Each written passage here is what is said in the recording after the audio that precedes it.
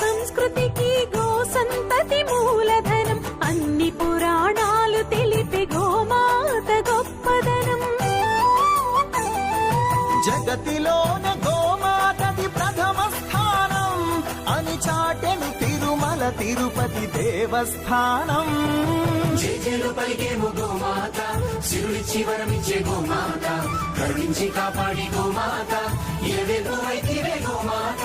సకల దేవతారూపిణి గోమహాలక్ష్మి, సుఖ శాంతము కలిగించే అమృత కరుణాక్షి.